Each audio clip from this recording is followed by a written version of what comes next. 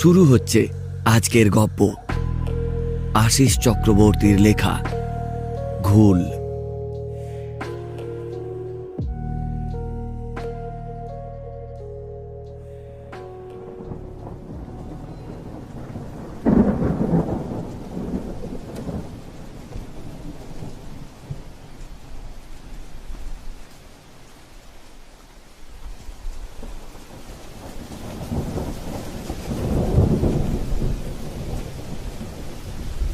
ভাঙাচোরা ইটের ফাঁক দিয়ে একটা ঘোলাটে চোখ সত্যজিৎ বাবুর দিকে সমানে ঘুরপাক খাচ্ছে প্রায় মিনিট 20 ধরে। সত্যজিৎ বাবু সেটা লক্ষ্য করেছেন, কিন্তু কোনো রকম কৌতূহল দেখাননি, কারণ চোখগুলো নেশাতুর আর কেমন যেন নিভে আসা ভাব রয়েছে চোখের দৃষ্টির মধ্যে। এই চোখ জোড়া কোনো ভদ্রলোকের হতে পারে না যে তার সঙ্গে দুটো কথা বলা যায়, অন্তত এই নির্জন স্থানে মুষলধারায় বৃষ্টির কবলে পড়ে নিজের অসহায় অবস্থা কাটানোর জন্য একটা লোককে পেয়েও তিনি যে বেমালুম এড়িয়ে যাচ্ছেন শুধুমাত্র ওই দুটো চোখকে বিশ্বাস করতে না পারার জন্য। মাথার ওপর একটা ছোট্ট ইটের চুনসুরকির গাঁথনি দেওয়া নবাবী আমলের ভগ্নদশাপ্রাপ্ত ইমারতের খানিকটা জেগে রয়েছে। স্থানে স্থানে মাটির উঁচু ঢিপি নজরে পড়ছে। ওগুলো যে কবর তা এক নজরেই বোঝা যায়। এর মধ্যে কিছু কিছু কবর ইট দিয়ে বাঁধানো রয়েছে। বয়সের কারণে এই সমস্ত কবরের হালও শোচনীয়। ইট সরে গিয়ে হাঁ হয়ে পড়েছে বেশিরভাগ কবর। বিরাট মহলটা মাটিতে পড়ে রয়েছে, সেও দীর্ঘ প্রায় কয়েকশো বছর হবেই। কারণ এখন ইমারতের ইটকাঠ ভেদ করে স্থানে স্থানে জেগে উঠেছে গাছ। কোথাও কোথাও ভগ্ন স্তূপকে গিলে খেয়েছে ঝোপঝাড়। চারপাশটায় যা নজরে পড়ছে তা এক প্রকার কঙ্কাল। এককালে এখানে হয়তো বসতো মেহফিল।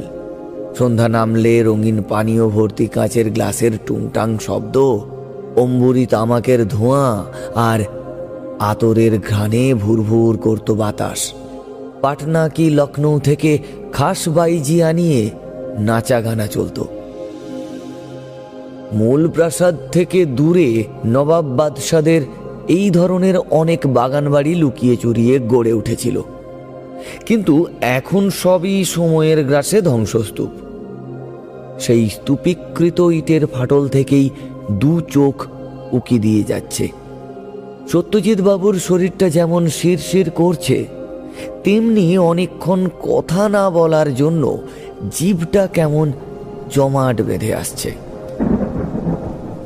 গল্পখোর মানুষ হিসেবে ওর একটা বদনাম আছে, কিন্তু এখন মাথায় আকাশ ভাঙা জল।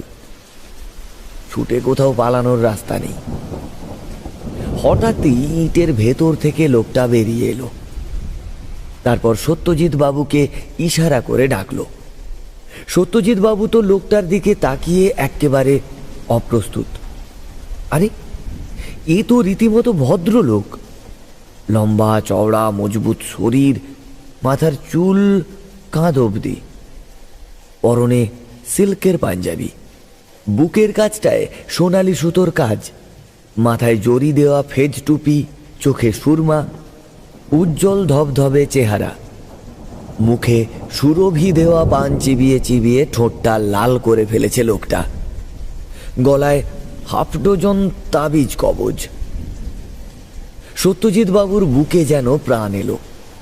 কথা বলবার জন্য একটু উসখুস করতেই লোকটা পান চেবানোর মতো করে মুখটা কয়েকবার নাড়িয়ে তারপর বলল, अरे जनाब डरिए मत, इधर हमारे संगे आसेन।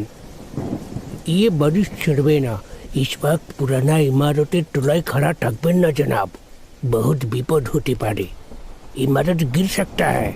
आसेन आसेन, আমার সঙ্গে আসেন, আমার সঙ্গে। লোকটা কথা শেষ করে সামনের দিকে এগিয়ে গেল। সত্যজিৎ বাবু প্রথমে খানিকটা ইতস্তত বোধ করে লোকটার বলা সমস্ত কথাগুলো একবার ভেবে নিয়ে মাথার ওপর ভাঙা ঘরটার দিকে তাকিয়ে শেষমেশ ওর পিছু নিল। লোকটা ভিজতে ভিজতে দু একটা ঝোপঝাড় বড় গাছ পার করে একটা পুরনো গম্বুজ আকৃতির ছোট্ট ইটের ইমারতের ভেতর প্রবেশ করল। সত্যজিৎ বাবু ছুটতে ছুটতে ঢুকলো সেখানে গিয়ে। তারপর প্রবেশদ্বারের ভেতরে এক পা এগিয়ে সত্যজিৎ বাবু আর দ্বিতীয় পা ফেলতে সাহস পেলেন না। তিনি একেবারে থ বনে গেছেন। বিস্ফারিত চোখ নিয়ে এগোবেন নাকি পেছোবেন সেই কথাটা ভাবছেন। এমন সময় লোকটা বলল, अरे आसन आसन आसन, चिंता की कोई कारण नहीं। ये बाबा कैलेंडर पीरेर मजार আছে। হিন্দু মুসলিম কোনো ব্যাপার নাই। বাবাকে পাশ সব সমান আছে। এখানে আপনার বিরাদারের লোক भी আসে, বাবার কাছে মানত রাখে আর ফল भी পায়। সত্যজিৎ বাবু মাথা ঘুরিয়ে ঘুরিয়ে দেখলেন কুঠুরির ভেতরে একটা উঁচু স্থানে সবুজ আর সোনালী বর্ণের চাদর চড়ানো আছে। ওটাই কলন্দর পীরের কবর। তাতে কিছু খুচরো পয়সা আর ফুল ছিটানো। পাশে গোছা গোছা ধূপকাঠি পুড়ছে, মোমবাতি জ্বলছে গুটি কতেক। মাটির ছোট ছোট ঘোড়া দিয়ে সমস্ত ঘরটা সাজানো। ছোট্ট কুলুঙ্গির ভেতর রাখা রয়েছে একটা দেশলাই। এরপর লোকটা কবরের ঠিক পাশে বসে পড়ল। সত্যজিৎ বাবু বসলেন খানিকটা তফাতে। লোকটা কবরের মাথা ছুঁয়ে সত্যজিৎ বাবুর দিকে তাকালো। সত্যজিৎ বাবু বললেন, আপনার নাম? জি, আমার নাম আরফান আলী খান আছে। আমার নাম সত্যজিৎ দত্ত। এই জঙ্গলের ভিতর কি ব্যাপার জনাব? আমার বাড়ি উত্তর কলকাতা। বাংলার ধ্বংসপ্রাপ্ত প্রাসাদ, রাজবাড়ি, জমিদার কুঠিবাড়ি প্রভৃতির ইতিহাস নিয়ে একটা বই লিখছি, তাই এখানে আসা। এখানকার অনেক স্থান ঘুরলাম, অনেক ধ্বংসপ্রাপ্ত বাড়ির খোঁজও পেয়েছি। তবে কবরস্থানের পাশে এত বড় ইমারত সচরাচর দেখা যায় না। এই জঙ্গলের ভেতর ভাঙা প্রাসাদের খোঁজটা পাই স্থানীয় কিছু লোকজনের মুখে। তারপর এখানে এসে সবে মাত্র ঘুরে ফিরে দেখতে শুরু করেছি, এমন সময় বৃষ্টিটা নামলো। অগত্যা দাঁড়িয়ে পড়লাম বৃষ্টি থামার অপেক্ষায়। এটা কি নিয়ে কিতাব লিখছেন আপনি? এই প্রাসাদ বাড়ি নিয়ে? এই কে নির্মাণ করিয়েছিলেন, কবে করিয়েছিলেন, কত অর্থ ব্যয় হয়েছিল, কেন নির্মাণ করেছিলেন, ডিজাইন কেমন, শিল্পকলা কি রূপ, এই জাতীয় আর কি। তা প্রাসাদের অন্দরমহলের ইনসানদের সম্বন্ধে কিছু লিখবেন না কিতাবে? এটা তো আমার পক্ষে জানা সম্ভব নয় আরফান ভাই যে আমি লিখব। যতদূর আমার ধারণা, এটা তো একটা অখ্যাত প্রাসাদ। এর মালিকও নাকি খুব নামি দামি কেউ ছিলেন না। তাই এখানে কারা কারা থাকতো, তাদের জীবনযাত্রা কি প্রকার, এসবের সম্বন্ধে লেখা খুব শক্ত। এ সম্বন্ধে কি কোনো বই আছে? কিতাব কি হবে জনাব? আরে আমি আপনাকে সেসব বলবে। তুমি এই প্রাসাদের ঘটনা জানো? জানি জনাব, জানি। আপনি শুনবেন? কেন শুনবো না? আরে ভালো ঘটনা হলে আমার বইতে তুলে ধরবো। পাঠক এই সমস্ত ইতিহাস পড়তে ভীষণ ভালোবাসে। আরফান আলী খান এবার কাহিনী বলবার জন্য অতীব উৎসাহ বোধ করল। বাইরে বৃষ্টির সঙ্গে ঝোড়ো বাতাসটা উঠেছে বেশ। দিনের আলো অনেকটাই কমে এসেছে। মাজারে গুটি কতেক মোমবাতির আলো মিটমিট করে জ্বলছে। সেই আলোয় রহস্যময় হয়ে উঠেছে আরফান আলীর মুখটা। ও পকেট থেকে পানের কৌটোটা বের করে সত্যজিৎ বাবুর দিকে বাড়িয়ে বললেন, আপনি খাবেন জনাব? না না। আরফান আলী একটা পান কৌটো থেকে বের করে মুখে ভরে নিয়ে সেটা কয়েকবার চিবিয়ে নিয়ে বলল, শুনেন তবে, এ যে ইমারতটি আপনি দেখে এলেন, এই নির্মাণ করতে আরব থেকে লোক এসেছিল। এই দেশের কোনো মিস্ত্রি এটা কাম করেনি। এই কথাটা ঠিক। এই ভাঙা প্রাসাদের মিনারগুলো দেখেই আমি সেটা অনুমান করেছিলাম। এই রূপ মিনার কেবলমাত্র ওই আরব দেশেই দেখা যায়। তবে হঠাৎ আরব থেকে মিস্ত্রি আনতে হলো কেন?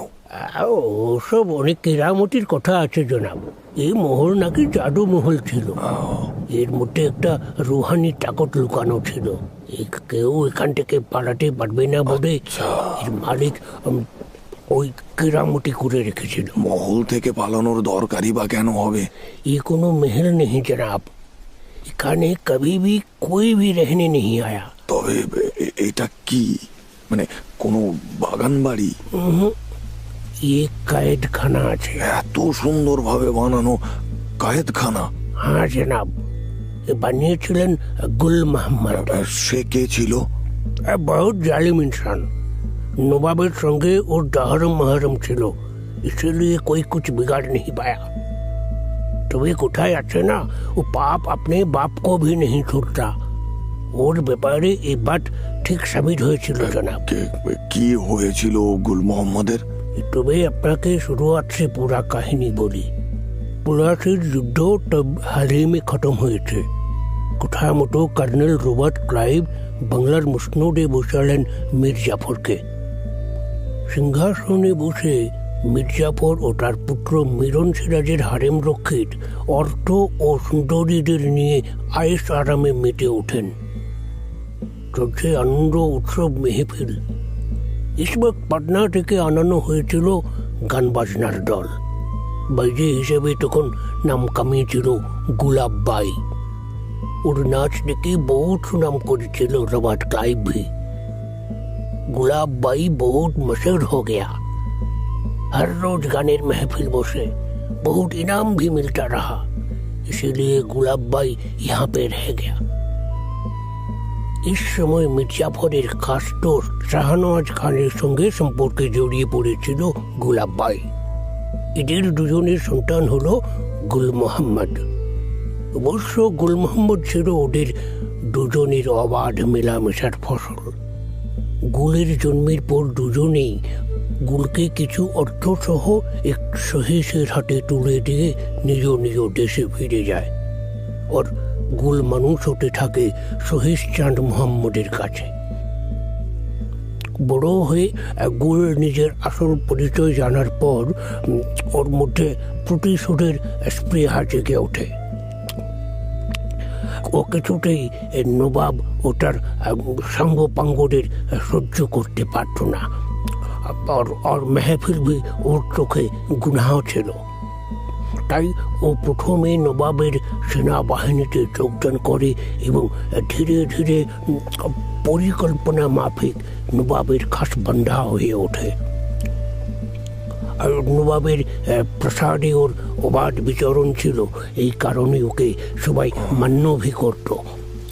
আচ্ছা, ওর হঠাৎ কয়েদখানা বানানোর প্রয়োজন হলো কেন? সে প্রসঙ্গে আসছে। পূর্ববর্তী নবাবরা মৌজ মস্তিতে ডুবে থাকার জন্য রাজ্যের অবস্থা করুণ হয়েছিল। সুশাসন নেই, আর্থিক সংকট দেখা দিয়েছিল এমন যে সেনাবাহিনীর ঘোড়াগুলোর খাবার জুটত না। ওদেরকে মাঠে ঘাস খাবার জন্য ছেড়ে দেওয়া হতো। বেতনও ঠিক মতো পেত না নবাবের কর্মীরা। রাজ্যের এই বেহার দশার সুযোগ নিয়েছিল গুল মোহাম্মদ।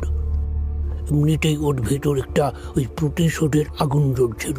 সেটাকে বাস্তবায়ন করার লক্ষ্যে ও নিজের হাতে তুলে নেয় শাসনভার। গুল মোহাম্মদ অর্থ আর রক্তের তৃষ্ণার্ত হয়ে ওঠে। অবশ্য সাধারণ মানুষের উপরে সেরকম কোনো অত্যাচার করেনি। ও কেবল অর্থবান পুরুষ ও নারীদের মেলামেশার ঘটনা শুনলে ওদেরকে জোর করে তুলে এনে এই কয়েদখানায় রেখে নির্যাতন করত। বাইরে থেকে বাইজিদের ধরে এনেও খুন করে লাশ গুম করে দিত। সবটাই ছিল ওর অবচেতন মনে জমে থাকা একটা মানসিক সমস্যা থেকে তৈরি। ও নিজের এই অবস্থার জন্য ওদেরই দায়ী করত। আর যাতে কোনো গুল মোহাম্মদের জন্ম না হয় তাই সন্দেহভাজনদের দেখলেই ও খুন করে ফেলত। এরপর রবার্ট ক্লাইভের কানে বিষয়টা উঠলে তিনি গুল মোহাম্মদকে এই কয়েদখানার ইদারায় ফেলে যান। আর বাঁচার জন্য অনেক চেষ্টা করে গুল মোহাম্মদ, কিন্তু কোনো লাভ হয়নি। ধীরে ধীরে অনাহারে শুকিয়ে যায় ওর প্রাণটা। মৃত্যুর আগে অবধি চিৎকার করে তাকে বাঁচানোর জন্য লোকজনও ডাকত, কিন্তু রবার্ট ক্লাইভের নির্দেশে কেউ কুয়োর ধারে কাছে যাওয়ার সাহস দেখায়নি। খুব যন্ত্রণাদায়ক মৃত্যু হয়েছিল গুল মোহাম্মদের। ওর আত্মায় কোনো শান্তি পায়নি জনাব। লোকে বলে ওই ধ্বংসপ্রাপ্ত বাড়িঘরের ভেতরের ইদারাটাই নাকি এখনো গুল মোহাম্মদের চিৎকার শোনা যায়, আর অনেক রাতেও বাঁচার জন্য চিৎকার করে। এই অবধি ঠিক ছিল। রবার্ট ক্লাইভ নবাব বেশ ভালোই জমে উঠেছিল গল্পটা। এবারে আপনি গুলিখোর গল্প বানিয়ে দিলেন। আপনি বিশ্বাস করছেন না তাই তো? না না না না, করছি না। আমি একজন ইতিহাস প্রেমী মানুষ, বহুত ঐতিহাসিক স্থান ঘুরেছি, খুন ষড়যন্ত্রের কাহিনী শুনেছি, তবে ভূত দেখিনি আর শুনিও নি। আরে চলেন, আমার সঙ্গে চলেন, এক্ষুনি শোনাচ্ছে গুল মোহাম্মদের আর্তনাদ। চলুন চলুন, দেখি কোথায় আপনার গুল মোহাম্মদ। চলুন। আলী ভাই বেরিয়ে গেল মাজার থেকে। তারপর হাতের ইশারা করে আলো আধারি ভরা আবছা জঙ্গল ভেদ করে এগিয়ে চলল ভগ্ন ইমারতটার দিকে। বৃষ্টিটা এখন নেই। সত্যজিৎবাবু ওকে অনুসরণ করে চলেছেন। লোকটা যেন অন্ধকারেও বেশ স্পষ্ট দেখতে পাচ্ছে। ইটের স্তূপ, জঙ্গল, কাটা ঝোপঝাড়কে নির্দ্বিধায় টপকে এগিয়ে যাচ্ছে। আকাশে ম্লান চাঁদ, মাথার ওপর বাড়ি ফেরার তাড়ায় পাখিরা শন শন করে উড়ে যাচ্ছে। সদ্য বিকেল শেষ করে সন্ধ্যা তারারা উজ্জ্বল হয়ে উঠেছে আকাশে। উবের মেঘ সিঁদুরে লাল, থমথমে জঙ্গল কুহেলিকাময়। ইদারার সামনে পৌঁছে আলী ভাই তাকে ঝটপট চলে আসতে বলল। সত্যজিৎবাবু একটা তাচ্ছিল্য ভরা দৃষ্টি নিয়ে ইদারার সামনে গিয়ে দাঁড়ালেন। শুকনো ইদারা, ভেতরটা অন্ধকার। সেদিকে তাকিয়ে সত্যজিৎবাবু বললেন, কোথায় আপনার গুল মোহাম্মদ? হ্যাঁ, আরে ইদারার দেয়ালে কানটা তো পাঠন। ধুর, কিছুই তো নেই। চলুন ফেরা যাক। আপনি কি শুনেছেন? কোনো শেয়াল কুকুরের বাচ্চা হয়তো ভেতরে পড়ে গিয়েছিল বোধহয়। ওই তো শোনা যাচ্ছে। আরে আমি দিব্যি শুনতে পাচ্ছি। ওই তো গুল মোহাম্মদ বলছে, আমাকে বাঁচাও, আমাকে বাঁচাও, আমাকে বাঁচাও। কই কই, আমি তো কিছুই শুনতে পাচ্ছি না। আরে আরে এদিকে আসেন, এদিকে আসেন, আমার পাশে আসেন। হ্যাঁ, এবার কানটাকে খাড়া রেখে চোখটাকে একটু বন্ধ করে শুনুন। কিছু শুনতে পেলেন? না তো। দাঁড়ান দাঁড়ান দাঁড়ান দাঁড়ান। আচমকা দুহাত দিয়ে আলী ভাই সত্যজিৎ বাবুকে দিল একটা জোর ধাক্কা। আর অমনি টাল সামলাতে না পেরে সত্যজিৎ বাবু চিৎকার করে পড়ে গেলেন ইদারার মধ্যে। জ্ঞান শূন্য হবার আগে পর্যন্ত তিনি শুনতে পেলেন খুব বিশ্রীভাবে হেসে চলেছে আলী ভাই।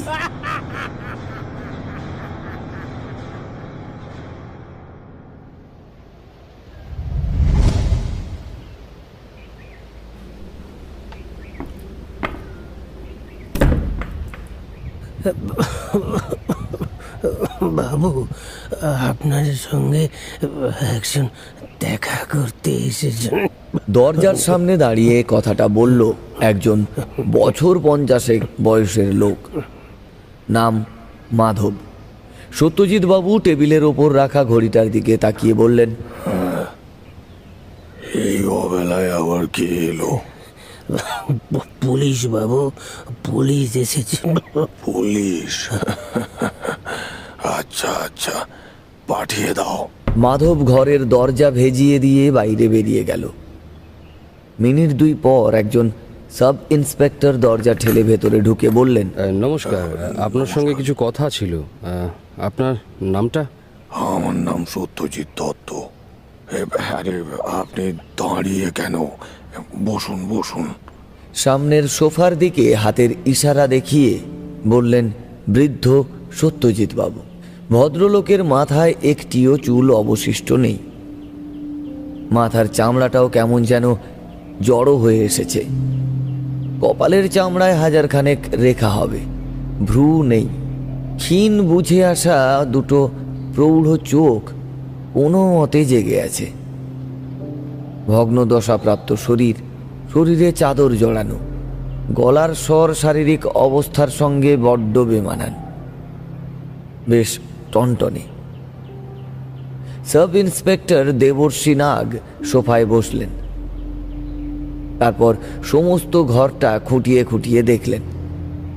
সত্যজিৎ বাবু সামনের সোফায় বসে রয়েছেন। পেছনে একটা লম্বা বুক সেলফ। সেই বুক সেলফটাতে বইয়ে ঠাসা। ঘরের মধ্যে কারুকার্য করা বেশ কিছু পেতলের মূর্তি দাঁড় করানো রয়েছে। ঘরের সৌন্দর্য বাড়ানোর জন্য রয়েছে বেশ কিছু গাছ। সব মিলিয়ে একটা সম্ভ্রান্ত পরিবারের গোছানো ঘর যেমনটা হয় ঠিক তেমন। আপনার কাছে আমার আসার কারণটা আপনি জানেন? অনুমান করতে পারি। কিরকম? খুবই সোজা। আমার বাড়ির পেছনের দিকের জঙ্গলে একদিন আগে একটা লাশ মিলল। সেটার কারণেই আমার পুলিশি জেরা হওয়াটা স্বাভাবিক। তবে প্রথমেই বলে রাখি পুলিশ বাবু, আমার বাড়ির পেছনের দিকের জঙ্গলটা কিন্তু একটা কবরস্থান। অর্থাৎ মাটির তলায় সারি সারি লাশ কিন্তু সাজানো রয়েছে।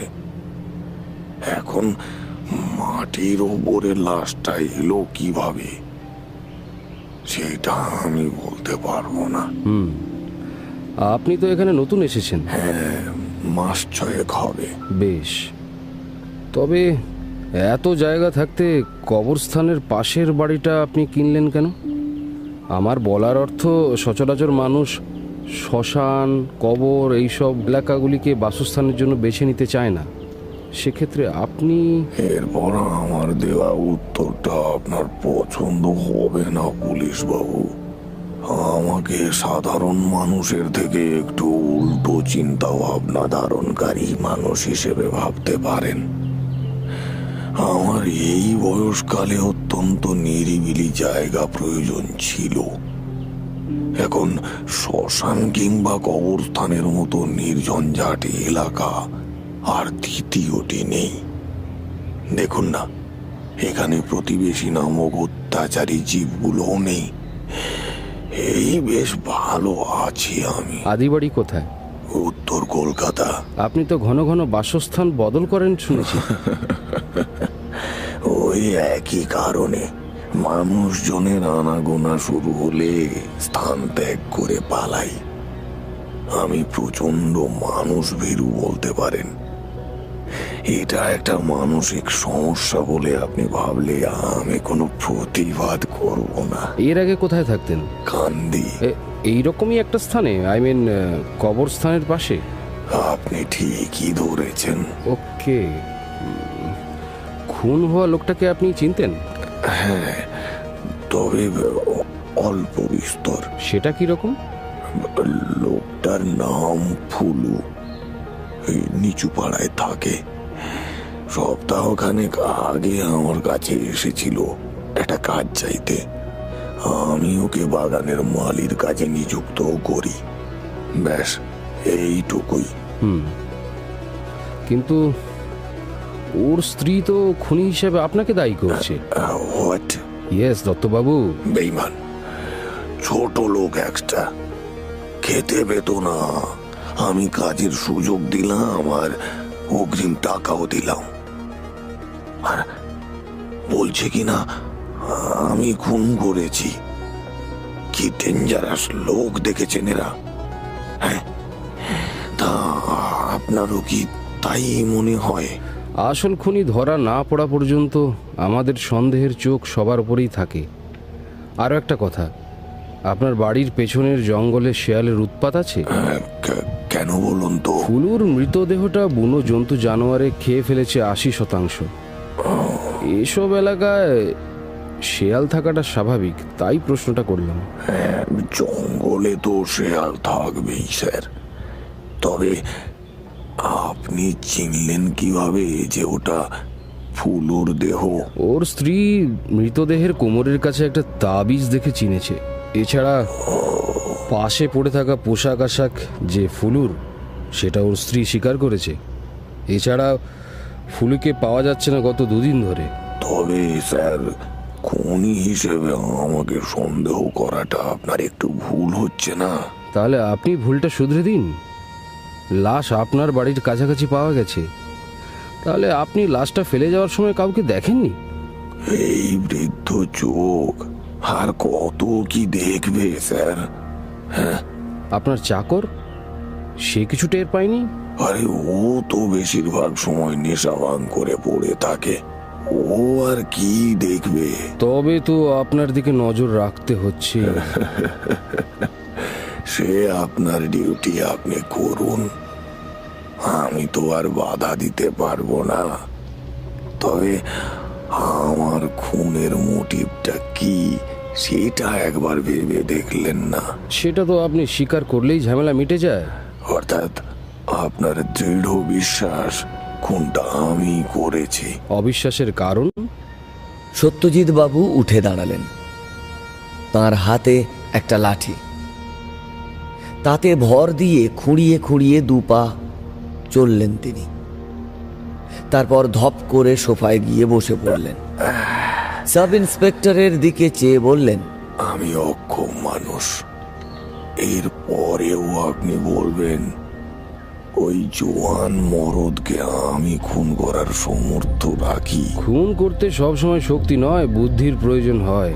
আর আপনি যথেষ্ট বুদ্ধিমান মিস্টার দত্ত। এছাড়া আপনার আদেশ পালন করবার জন্য একজন চাকর তো আপনার রয়েছে। সে নেশাখোর মানুষ, নেশার লোভ দেখিয়ে ওর কাছ থেকে অনেক কাজ করিয়ে নেওয়া যায়।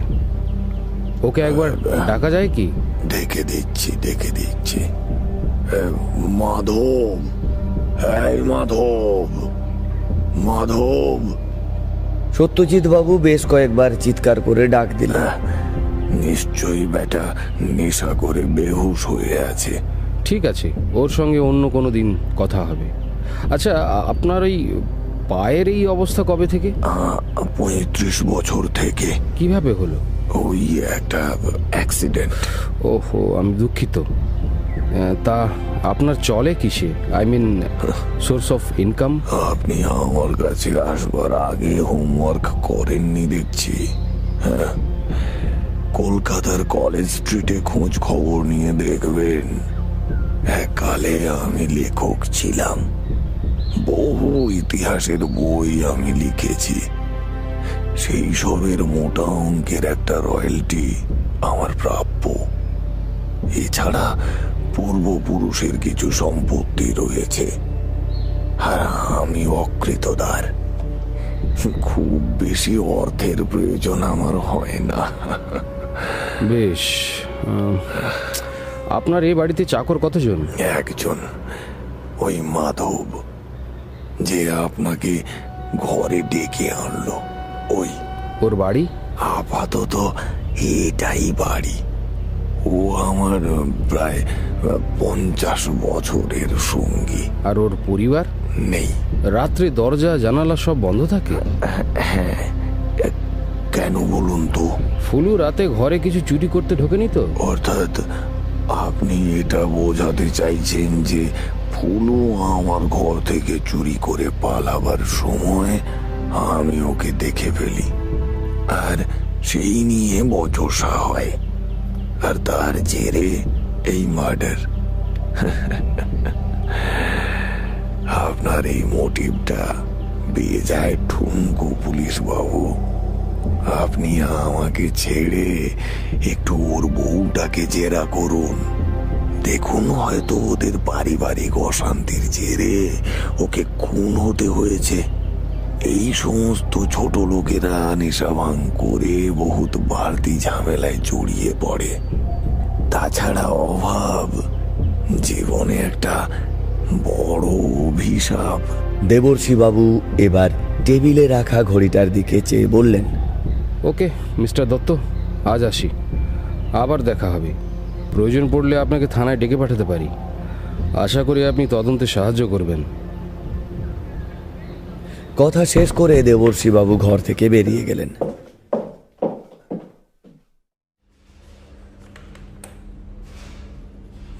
পঞ্চায়েত প্রধান নফর শেখ থানায় প্রায় ৩০ লোক সমেত উপস্থিত হলো।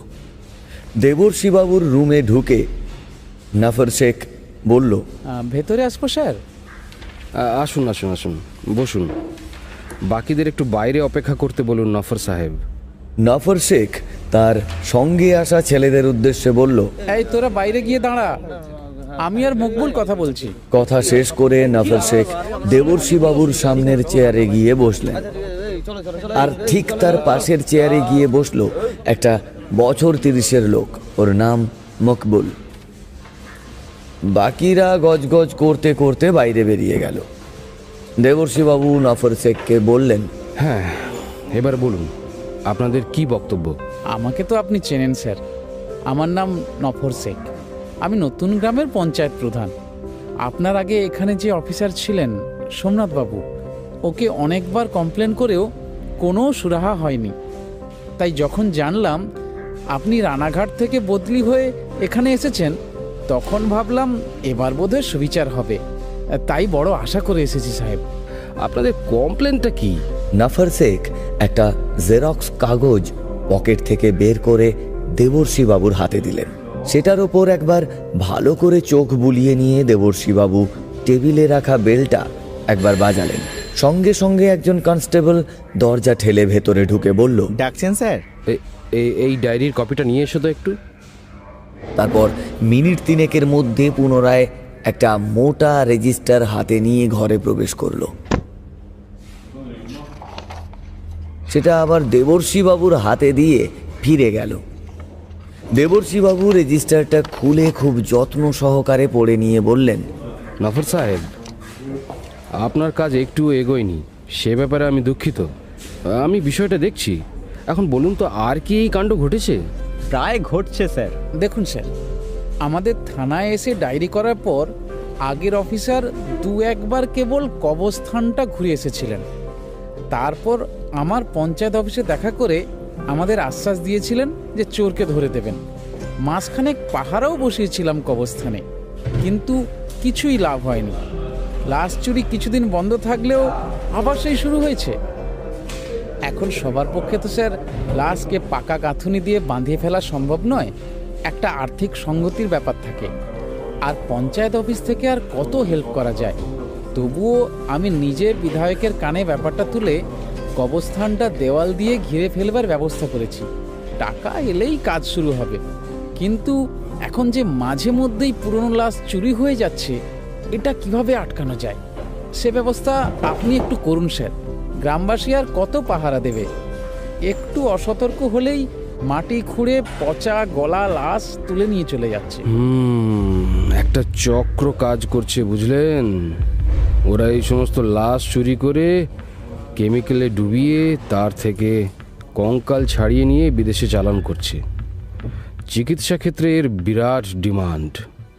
এই সমস্ত ক্রিমিনালদের স্পেশাল ট্রেনিং থাকে মাটি খুঁড়ে নিমেষে লাশ গায়েব করার বিষয়ে। তবে লোকাল কেউ হেল্প না করলে ওরা পারবে কি করে? গ্রামের কেউ জড়িত আছে কিনা দেখেছেন? অর্থাৎ কাউকে সন্দেহ হয়?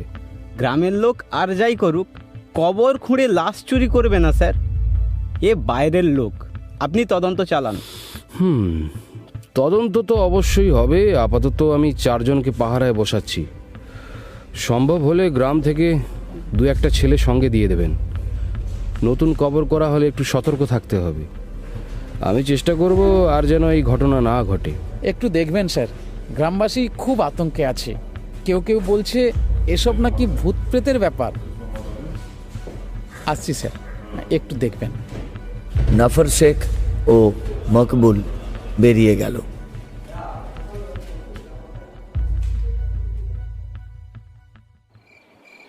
ঘড়িতে তখন রাত প্রায় 10:30। সাব ইন্সপেক্টর দেবর্ষীবাবু থানা থেকে ফিরে নিজের ঘরে সোফায় গা এলিয়ে বসেছেন। সারাদিনের ক্লান্তি ওকে চেপে ধরেছে পরজীবীর মতো। এমন সময় বাইরে একটা আচমকা প্রচণ্ড ঝড় উঠল। জানালা দরজাগুলো কেমন যেন আছড়ে আছড়ে পড়তে লাগলো। হাওয়ায় ঘরের জিনিসপত্র সব ওলট পালট করছে। দেবর্ষীবাবু উঠে গিয়ে দরজা জানালা সব বন্ধ করে পুনরায় সোফায় এসে বসলেন। বৃষ্টি নেই, একটা বেয়াড়া শুকনো ঝড়।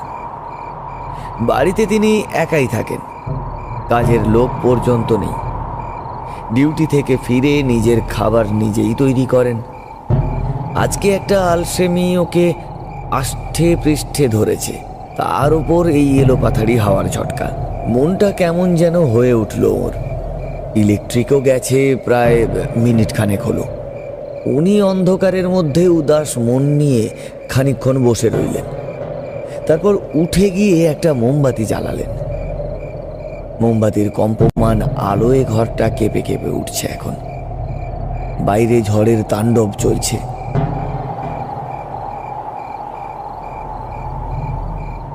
এমন সময় হঠাৎ করেই সদর দরজার কড়াটা নড়ে উঠল।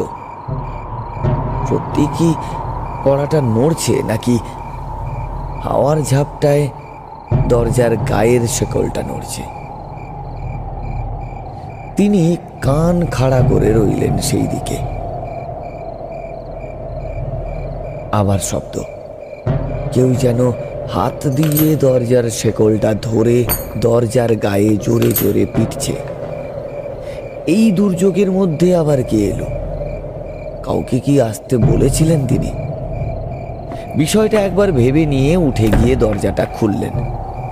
সঙ্গে সঙ্গে একটা দমকা বাতাস ঘরে হুড়মুড় করে ঢুকলো, আর মোমবাতিটা নিভে গিয়ে গোটা ঘরটা একেবারে ছোট্ট হয়ে আসলো অন্ধকারে ডুবে। ঝড়ের শব্দের মধ্যেই তিনি চিৎকার করে বললেন, কে বাইরে? কে কে ডাকছে? আমি সাহেব। কে তুমি? একটু ভেতরে আসতে পারি? কিছু কথা ছিল। এসো। এরপর অন্ধকারের মধ্যে বাইরে ওই ঝোড়ো বাতাসের সঙ্গে লড়াই করে দাঁড়িয়ে থাকা লোকটা কালো একটা স্তূপের মতো ঘরের মধ্যে প্রবেশ করলো নিঃশব্দে। লোকটা চৌকাঠ মারিয়ে ঘরে ঢুকলো। দেবর্ষীবাবু দড়াম করে সদর দরজাটাকে বন্ধ করে দিলেন। এরপর অন্ধকারে হাতড়ে হাতড়ে ঘরে ঢুকে টেবিলের ড্রয়ার থেকে দেশলাইটা বের করে মোমবাতিটা জ্বাললেন। লোকটা দরজার পাশেই দাঁড়িয়ে রয়েছে, আপাদ মস্তক চাদরে মোড়া, বেশ লম্বা লোকটা। দেবর্ষীবাবু ওকে বসতে বললেন। লোকটা সোফার এক পাশে গুটি সুটি মেরে বসলো। বলো, কি বলতে চাও? আগে আমার নাম পরাণ মণ্ডল, থাকি নতুন গ্রামে। আজকে আপনাকে সত্যজিৎ বাবুর বাড়ি থেকে বেরোতে দেখলাম। হ্যাঁ, গিয়েছিলাম ওর বাড়ি একটা খুনের ব্যাপারে। কিন্তু তুমি কোথায় ছিলে? তোমাকে তো নজরে পড়েনি। ছিলাম বাবু, ওখানেই ছিলাম। আপনার আমাকে নজরে না পড়ারই কথা, আমি আড়ালে ছিলাম। বেশ, এখন বলো তো কি বলতে চাও? সত্যজিৎ লোকটা ভালো নয় বাবু। কিরকম ভালো নয়? খুব খারাপ, অনেক কিছু জানে। জানে মানে কি? এই তন্ত্র মন্ত্র, গুণ বশ, অনেক কিছু। গুণিন? মানুষের ক্ষতি করা যায় যে বিদ্যায়, সেসব ওর হাতের মুঠোয়। বুঝলাম। তা তুমি ঝড় পেরিয়ে এসব কথা আমাকে বলতে এসেছো? না, তা ঠিক না। তবে ফুলুকে ওই খুন করেছে সাহেব। হ্যাঁ, তুমি জানলে কিভাবে? তুমি খুন হতে দেখেছো? না, দেখিনি, তবে ও ছাড়া আর কেউ ওইভাবে খুন করতে পারে না। কিভাবে?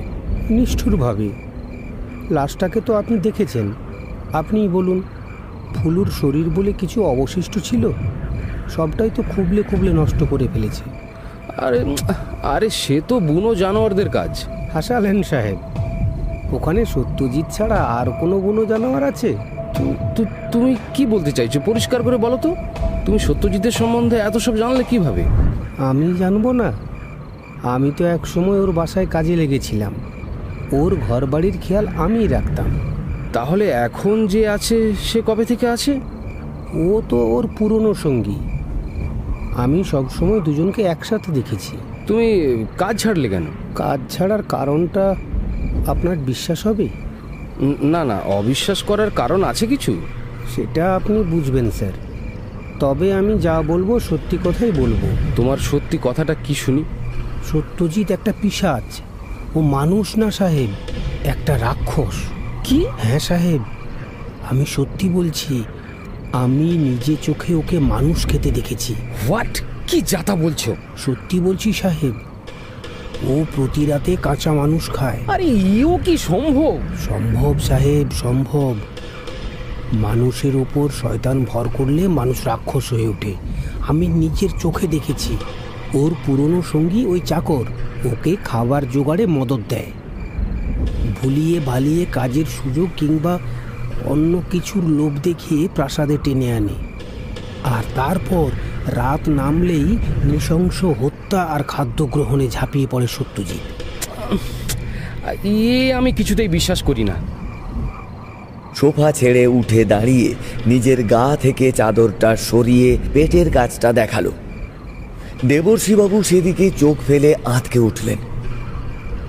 পরাণের পেটে একটা বিরাট ক্ষত, সেখানে পচন ধরেছে। পরাণ পুনরায় ক্ষতস্থান ঢেকে নিয়ে বলল, এটা কি করে সৃষ্টি হয়েছে আপনি জানেন স্যার? কিভাবে? সত্যজিৎ বাবু এক রাতে উন্মাদের মতো আমার উপর ঝাঁপিয়ে পড়েছিলেন। তারপর? এর পরের ঘটনা কিভাবে ভুলি? তখন সত্যজিৎ থাকতো কান্দিতে। দিনটা ছিল অমাবস্যার।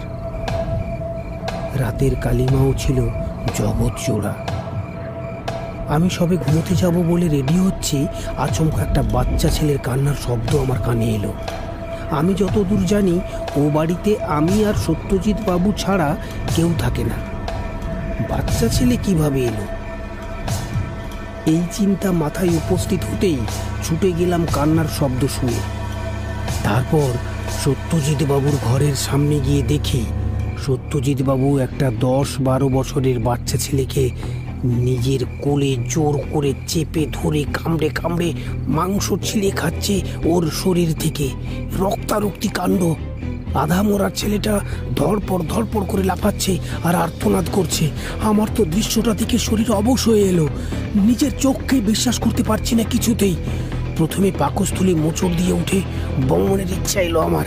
বিভীষিকাময় দৃশ্যটা দেখে আমি ভয়ে কাঁপা শরীর আর দেবে আসা গলা নিয়ে দরজাটা ঠেলে ঢুকে আমি পড়লাম। কি করছেন আপনি? সত্যজিৎ বাবুর চেহারা তখন দেখার মতো। ওর মুখের দাঁত হিংস্র পশুর ন্যায় সুচালো। সেখান থেকে গড়িয়ে পড়ছে রক্ত। হাতের নখ লম্বা লম্বা, চোখ ভাটার মতো লাল। আমাকে দেখে কোল থেকে বাচ্চাটাকে আছড়ে ফেলে দিয়ে দাঁড়িয়ে ভয়ঙ্কর কণ্ঠে বলে উঠলেন, দেখে যখন ফেলেছিস তোর আর বেঁচে লাভ নেই। আজ রাতে তুই আমার খাওয়ার। আপনি কি করছেন বাবু? আপনি এরকম করছেন কেন? আপনি কি করছেন? আমি তোর বাবু নই, আমি নরমাংস খাদক, রক্ত পিয়াসী।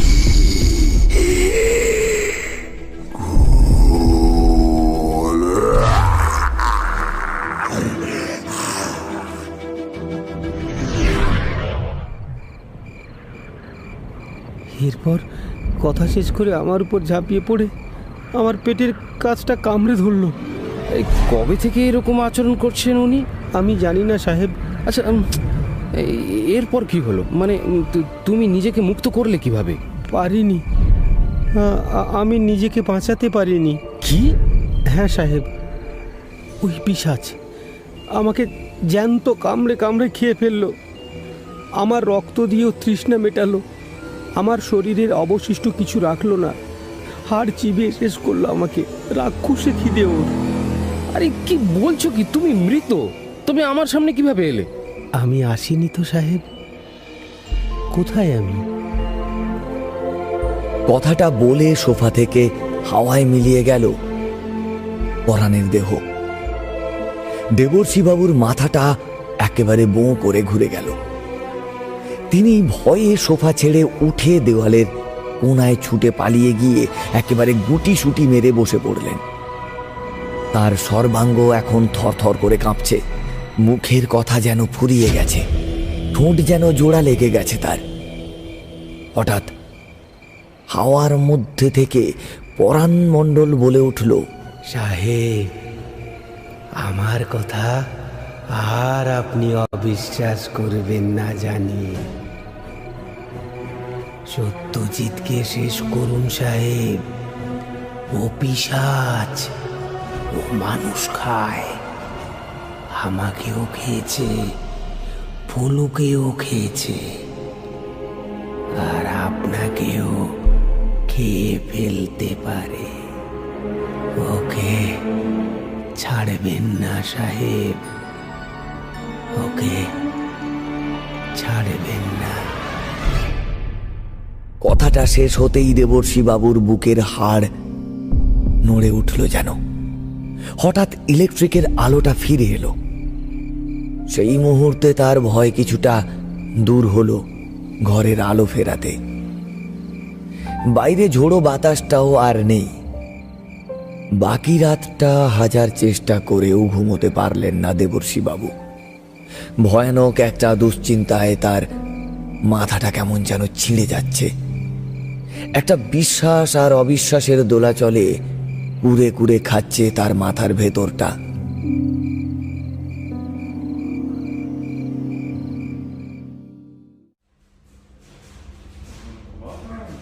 পরদিন থানায় পৌঁছে সমস্ত ঘটনাটা কনস্টেবল রাজীবকে খুলে বললেন তিনি, শুধুমাত্র একটা পথ খোঁজবার আশায়। কনস্টেবল রাজীব সমস্ত ঘটনাটা শুনে খানিকক্ষণ বাক শূন্য হয়ে বসে রইল। তারপর বলল, হ্যাঁ, এ তো রূপকথার গল্পে শোনা যায় স্যার। শেষে একটা দানব এসে বাসা বাঁধলো এলাকায়। এভাবে চলতে থাকলে মানুষ শূন্য করে ফেলবে এই অঞ্চল। আইনের কিচ্ছু করতে পারবে না স্যার। তাহলে এখন উপায়? আমাকে কয়েকটা দিন ভাবতে দিন, কিছু একটা রাস্তা বের করবই।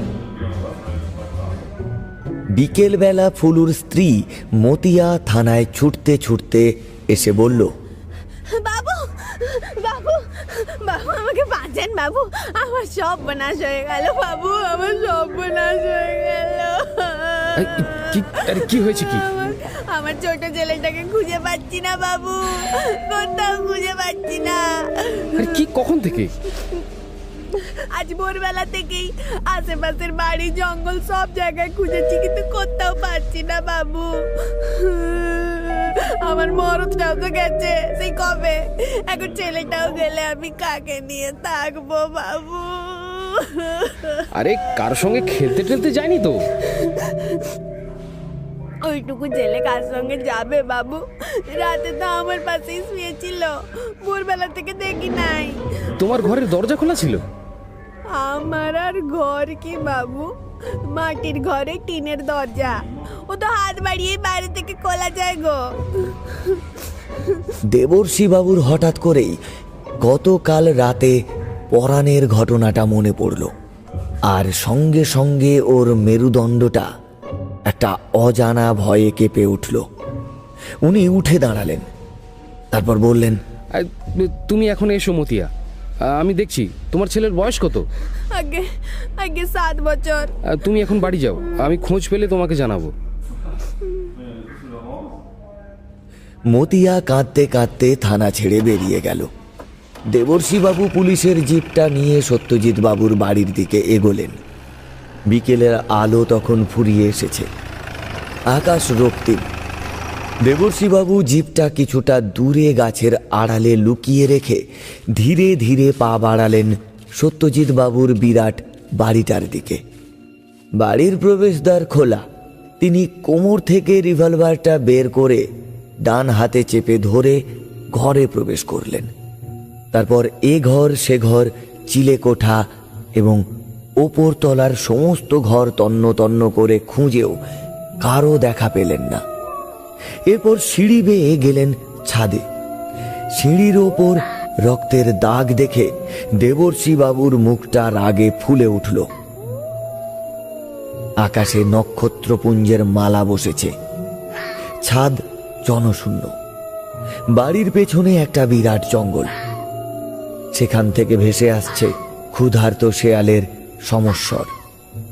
সেটা লক্ষ্য করে তিনি ছাদের কিনারায় এসে নিচে জঙ্গলের দিকে তাকালেন, আর সঙ্গে সঙ্গে তার ভ্রুটা উঁচকে গেল। জঙ্গলে দুজন ঘোরাফেরা করছে, আর কানে ভেসে আসছে কিছু একটা টেনে হিচড়ে নিয়ে যাওয়ার শব্দ। তিনি ভ্রুটা কুঁচকে একটু ভেতরের দিকে নজর ফেলার চেষ্টা করলেন। দেখলেন জঙ্গলের ভেতর কিছু একটা টেনে হিচড়ে নিয়ে যাওয়া হচ্ছে, আর তার পিছু পিছু এক ঝাঁক শেয়াল ছুটে চলেছে। দৃশ্যটা দেখে দেবর্ষীবাবুর ভেতরটা হতাশ হয়ে উঠল, বুকটা শূন্য হয়ে গেল এক মুহূর্তে। তিনি চোয়ালে চোয়াল চেপে ক্রুদ্ধ হয়ে গিয়ে ছুট দিলেন সিঁড়ি বেয়ে নিচের দিকে। দ্রুত পায়ে সিঁড়ি দিয়ে নেমে দৌড় দিলেন ঘরের পেছনের সেই জঙ্গলের দিকে। জঙ্গলটা চিরে অন্ধকারের মধ্যে সেই লোকগুলোর সামনে দাঁড়িয়ে সেদিকে রিভলভার তাক করে বললেন, কে আপনি? অন্ধকার থেকে জবাব এলো, আরে আপনি ইন্সপেক্টর বাবু না? আমাকে চিনলেন না? আমি সত্যজিৎ দত্ত। এই সময় জঙ্গলে কি করছেন? এই সামান্য কিছু কাজ। কি কাজ আমি জানতে পারি কি? হ্যাঁ, পারেন পারেন, অবশ্যই পারেন। কথাটা বলে সত্যজিৎ বাবু নিচের দিকে ইশারা করে বললেন, এই দেখুন, কি ঝঞ্ঝাটে পড়া গেল বলুন তো। আমার বাড়ির ভেতর ঢুকে এই শেয়ালের বাচ্চাটা ভারী উৎপাত করছিল, কিছুতেই বেরোচ্ছিল না। শেষমেশ বাচ্চাটাকে মেরে ফেলতে হলো।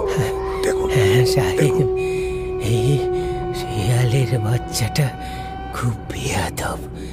বাবুর খাবার পর্যন্ত চুরি করে খাচ্ছিল, তাই একে সরিয়ে দিলাম।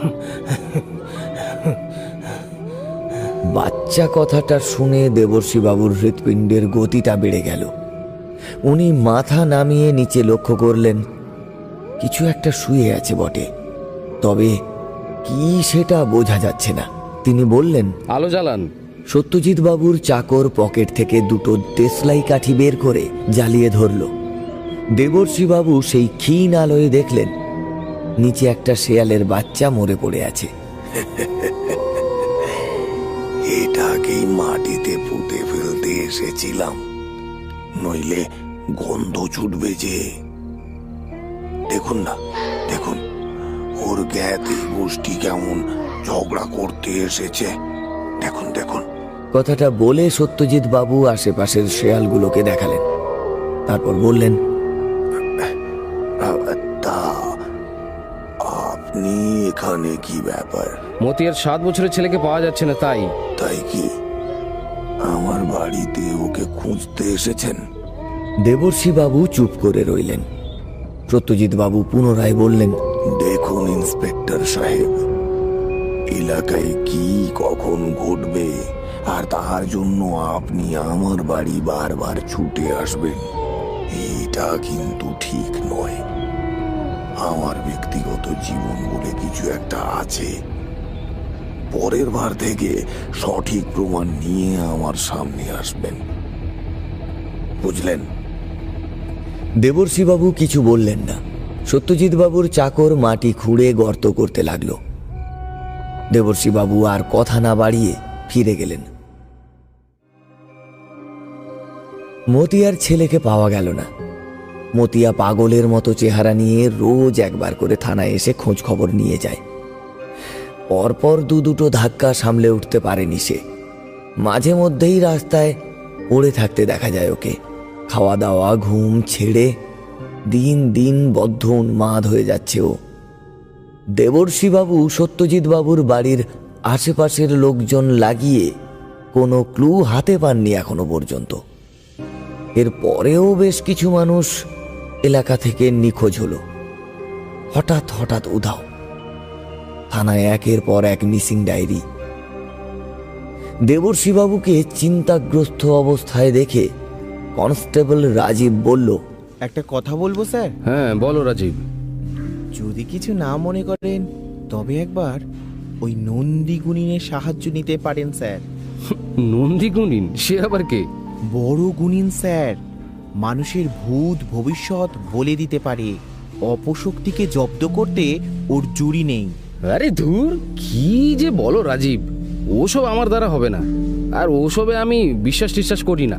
একজন মানুষ যে অন্য একজন জীবন্ত মানুষকে ছিঁড়ে খেতে পারে, এ কথাও তো আপনি আগে বিশ্বাস করতেন না। এখন মানেন? পরাণ মণ্ডলের আত্মার কথা আপনি নিজে আমাকে বলেছিলেন। তবে নন্দী ওঝাকে মানতে আপত্তি কোথায় স্যার? অপয়া শক্তিকে আপনি গুলি বন্দুক আইন দিয়ে জব্দ করতে পারবেন না স্যার। এদের জন্যই নন্দী গুণিনের দরকার। বিশ্বাস করুন, কেউ কিচ্ছু জানবে না। আমি আর আপনি লুকিয়ে ওর কাছে যাব রাত্রিবেলায়। ব্যাপারটা আমার আর আপনার মধ্যেই থাকবে স্যার। সত্যজিৎকে ধরবার জন্য সব রকম চেষ্টাই করছেন যখন, এটাও করতে আপত্তি কি স্যার? দেবর্ষীবাবু ভাবতে বসলেন। রাজীব আবার বলল, আর ভাববেন না স্যার। ওর বিরুদ্ধে আমাদের কোনো সাক্ষী প্রমাণ নেই যখন, এই রাস্তায় আমাদেরকে হাঁটতেই হবে। আজ রাতেই চলুন ওই নন্দীগুণিনের বাড়ি। আমি ঠিক সময় আপনাকে নেবার জন্য আপনার বাড়ি পৌঁছে যাব। আচ্ছা, ওর বাড়িটা কোথায়? শশীধরপুর স্যার। চিন্তা নেই, আমি আপনাকে নিয়ে যাব। ঠিক আছে, তোমার কথাই রইল। ঠিক আছে স্যার, আপনি ডিউটি শেষ করে আপনার বাড়িতে অপেক্ষা করবেন, আমি গাড়ি নিয়ে উপস্থিত হব।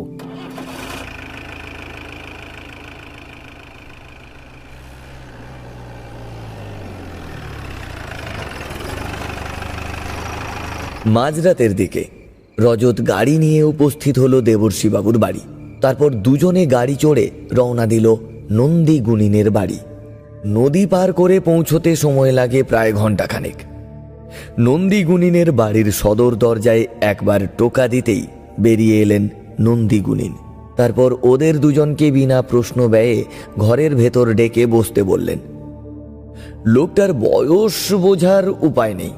লম্বা শীর্ণ চেহারা, কানের দুপাশের চুল পাকা, মাথার বাকি চুলেও পাক ধরেছে, তবে অল্প। দাড়ি গোঁফ কামানো, শুকনো মুখে একটা আত্মবিশ্বাসের ছাপ রয়েছে। কপালে মেটে সিঁদুর দিয়ে একটা টিকা, গলায় রঙিন সুতোয় বেশ কিছু শেকড় বাকড় ও তাবিজ কবজের মালা, পরনে গেরুয়া ফতুয়া ও ধুতি। রাজীব প্রণাম জানালো তাকে, তারপর বলল, বাবা, আমরা এসেছি লালবাগ থেকে। বিপদটা কি? রাজীব ও দেবর্ষীবাবু হাঁ হয়ে তাকিয়ে রইলেন গুণিনের দিকে। গুণিন আবার বলল, আমার কাছে মাঝরাত্রিরে কেউ এমনি এমনি আসে না, আর ঘাবড়ে যাওয়ার কিছু নেই। তোদের একবার দেখেই আমি অনেক কিছুই বলতে পারবো। তোর সঙ্গে আসা বাবুটির আমার প্রতি যে বিশ্বাস নেই, সেটা ওকে দেখা মাত্র বুঝতে পেরেছি। তবে এসব ব্যাপারে আমি কিছু মনে করি না, কারণ আমাকে বিশ্বাস করবেও বা কেন? আমি তো ভেলকি দেখাতে এখানে বসে নেই যে অদ্ভুত ক্ষমতা দেখে আমার পায়ে কেউ লুটিয়ে পড়বে। আমার কারবারটা বাস্তব জগৎটাকে নিয়ে রে। এখানে ভোজবাজির কোনো জায়গা নেই। বাবা, মহা বিপদ। গোলক ধাঁধায় ফেঁসে আছি, নিস্তার কিছুতেই পাচ্ছি না। একের পর এক মানুষ মরছে, নিখোঁজ হয়ে যাচ্ছে, কোনো হদিসই মিলছে না বাবা। বুঝেছি। তোরা কি পুলিশের লোক? হ্যাঁ বাবা। কি করে বুঝলেন? অনেক কিছুই বুঝেছি, এখন কেবল সূত্রগুলোকে মেলানোর দরকার আছে। তুমি একটু আলোর কাছে এসো তো বাবা। দেবর্ষিবাবু খানিকটা অপ্রস্তুত হয়ে গিয়ে ইতস্তত বোধ করলেন। থাক, ওখানেই বসো, আমি আসছি। কথাটা বলে ঘরের তাকে রাখা দেবতার মূর্তির পদস্থল থেকে জ্বলন্ত পাথরের প্রদীপটা হাতে তুলে নিয়ে এগিয়ে গেলেন দেবর্ষিবাবুর কাছে। তারপর প্রদীপের উষ্ণ তেল ওর কপালে বুলিয়ে দিয়ে বললেন, সর্বনাশ, তোমার তো ঘোর বিপদ। বিপদ? কিসের বিপদ? তোমার জন্মশালার সময়টা বলো তো। 17ই অগ্রহায়ণ, মীন রাশি, জন্ম সন্ধ্যের পর। ঠিক সেদিনই একটা ধূমকেতু পৃথিবীর গা ঘেঁষে বেরিয়ে গেছিল। প্রভাব পড়েছিল তোমার জন্ম লগ্নে, আর তার জেরেই না, তোমার তো অপমৃত্যু যোগ রয়েছে বাবা। আমার কাছে না এলে তো 1 সপ্তাহের ভেতর তোমার প্রাণ সংশয়, এমনকি তোমার শরীরের পঞ্চত্ব প্রাপ্তি পর্যন্ত ঘটবে না। এসব আপনি কিভাবে বলছেন? গণনা বাবা, সব গণনা। আমার গণনা আজ অবধি ভুল হয়নি। তোমার কপালের মাঝ বরাবর একটা অশুভ চিহ্ন ফুটে রয়েছে, ওটা সবার নজরে পড়বে না। কিছু বিদ্যে আয়ত্ত করা থাকলে তুমিও সেসব দেখতে পেতে। এখন উপায় কি বাবা? তার আগে বলো তো, তোমরা কেন এসেছিলে আমার কাছে? রাজীব গুনিনকে সত্যজিৎ বাবুর সম্বন্ধে সমস্ত ঘটনা খুলে বলল। সবটা খুব মনোযোগ দিয়ে শুনে তিনি বললেন, এ তো যা বুঝছি এসব ঘুলের কারবার। ঘুল? সে আবার কি? বড় ভয়ানক জিনিস বাবা, প্রেত জগতের সব থেকে খতরনাক শক্তি বলতে পারো। তবে ওসব তো কবরস্থানের আশেপাশে ঘোরাফেরা করে, এখানে এলো কিভাবে? আপনি সম্পূর্ণ ব্যাপারটা খুলে বলুন বাবা। ঘুল অপয়া শক্তির উৎসস্থল আরব। ওরা সাধারণত কবরস্থানের চতুর্দিকে ঘোরাফেরা করে। এরা মানুষের মাংস খায়, এমনকি কবর থেকে লাশ চুরি করেও খেয়ে থাকে। এরা শিশু, নারী সকলকেই নিজের শিকারে পরিণত করে। রক্ত, মাংস, হাড় সকল কিছু এদের খাদ্য। এরা প্রথমে পুরুষদের নিজেদের কবলে আনে, তারপর পুরুষের পিছু পিছু বাড়ি এসে বাড়ির সদস্যদের ভক্ষণ করে। ধীরে ধীরে সমস্ত এলাকা মানুষ শূন্য করে পুনরায় কবরস্থানে অর্থাৎ নিজের বাসস্থানে ফিরে যায়। যখন টাটকা মানুষ মেলে না, তখন এরা কবর থেকে তুলে পচা লাশ খায়। তবে এই সর্বনেশে শয়তান এখানে এলো কি করে, সেটাই তো আশ্চর্য। দেবর্ষিবাবু নন্দী গুনিনের কথা শোনা মাত্র ওর নতুন গ্রাম পঞ্চায়েত প্রধান নাফর শেখের কথা মনে পড়ল। ওর থানায় আগমনের কারণ ছিল কবর থেকে লাশ চুরির ব্যাপারে। অর্থাৎ গুনিনের কথা যদি সত্যি হয়, তাহলে লাশ চুরির পেছনেও সত্যজিৎ বাবুর হাত রয়েছে। এরপর তিনি বললেন, তার মানে সমস্ত প্রশ্নের উত্তর মিলবে একমাত্র সত্যজিৎ বাবুর কাছে। হ্যাঁ, এখন উপায়? আমি যাব ঘুলের ডেরায়, অর্থাৎ সত্যজিৎ বাবুর বাড়ি। তোমরাও থাকবে। সাধারণ মানুষের জীবনের ব্যাপার যখন, আমি নিশ্চয়ই একটা বিহিত করব। কিন্তু তার আগে আমার কিছু কাজ করার প্রয়োজন আছে, নিজেকে প্রস্তুত হবার দরকার আছে। খুব খারাপ কালো শক্তির সম্মুখীন হবার আগে নিজেকে লড়াইয়ের উপযোগী করে তোলাটা জরুরি। সেই জন্য 3 দিন তোমাদের কাছে সময় চেয়ে নিচ্ছি বাবা। এই 3 দিন তোমরা একটু সাবধানে থেকো। ওর বাড়ির আশেপাশেও যাবে না কেউ। আমি হাজির হব, ঠিক সময় হাজির হব। তোমাদের সময় সারণীর সঙ্গে নিজেকে অদৃশ্য সূত্রে বেঁধে ফেলবো আমি। এতে তোমাদের বিপদের চরম সময় উপস্থিত হলে আমি টের পাবো। এখন তোমরা এসো।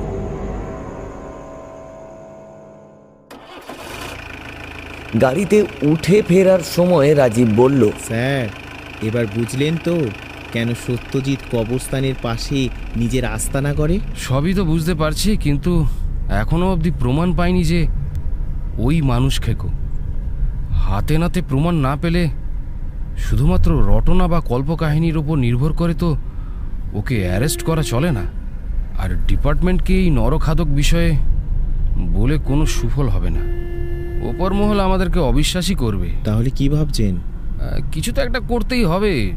নন্দীগুণিন আসা পর্যন্ত অপেক্ষা করাটা ঠিক হবে না। এই 2 দিনে সত্যজিৎ হয় কোনো মানুষকে খাদ্য হিসেবে গ্রহণ করবে, নইলে কবর খুঁড়ে লাশ তুলবে। কিন্তু স্যার, গুনিন কিন্তু আপনাকে ওর সামনে যেতে বারণ করেছে। আপনার কপালে মৃত্যু যোগ রয়েছে। নিজের প্রাণের মায়া করে অন্যকে মৃত্যুর কোলে ঠেলে দেব? এ চিন্তা থাকলে পুলিশে চাকরি নিলাম কেন রাজীব? আপনি কি করবেন ভাবছেন? আপাতত নফরকে একবার থানায় ডেকে পাঠাবো।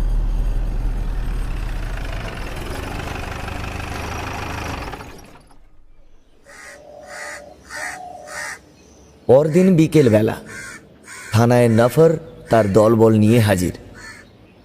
দেবর্ষীবাবুকে দেখেই নফর শেখ বলল, অপরাধী কি ধরা পড়েছে স্যার? না না, তবে খুব তাড়াতাড়ি পড়বে। এ বিষয়ে আপনাদের সহযোগিতা চাই।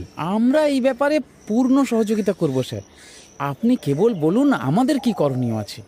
সেরকম কিছু না, আপনাদের গ্রামে কেউ মারা গেলে নতুন গ্রামের কবরস্থানের বদলে এই এলাকার সত্যজিৎ বাবুর বাড়ির পেছনের কবরস্থানে এসে সমাধি দিতে হবে। কেন স্যার? এই কেনর জবাব আমি এখন দিচ্ছি না, সঠিক সময়ে দেব। আপনি কেবল আমার আদেশ পালন করুন। চোর ধরা পড়বে এই আশ্বাস আপনি যদি আমাদের দেন, তাহলে আমরা সব করতে রাজি আছি। এটা একটা ট্র্যাপ ভাবতে পারেন নফর সাহেব। ঠিক আছে ঠিক আছে, তাই হবে। ওকে, ধন্যবাদ।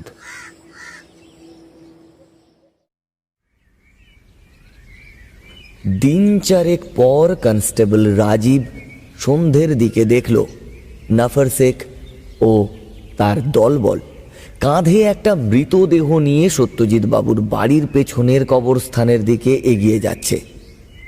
Constable Rajib sub inspector Devarshi বাবুর নির্দেশেই সত্যজিৎ বাবুর বাড়ির ওপরে নজর রাখছিল। ও এই দৃশ্যটা দেখা মাত্রই ছুট্টে থানায় খবরটা দেবর্ষী বাবুকে দিতে এলো।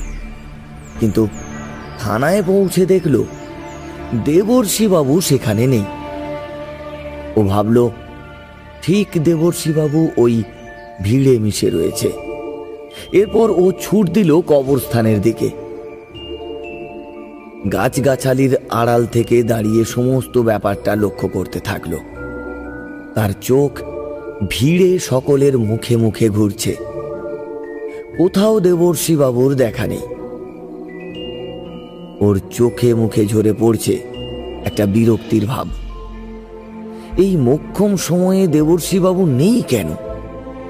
নফর ও তার দলবল মাটি কুপিয়ে সমাধির জন্য গর্ত খুঁড়ছে। মৃতদেহ সেখানে শুইয়ে রেখে একটা কাঠের ফলক পুঁতে দিল মাথার কাছে।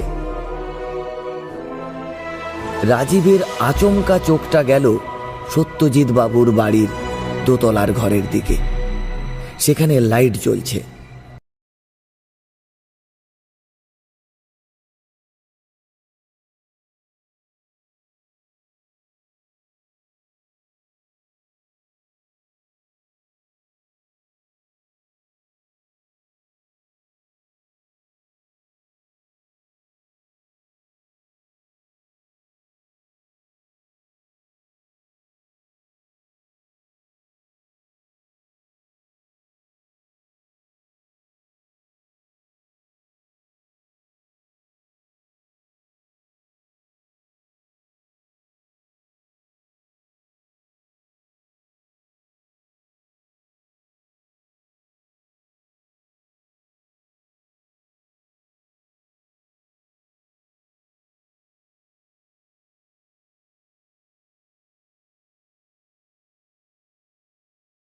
হয়ে উঠেছে।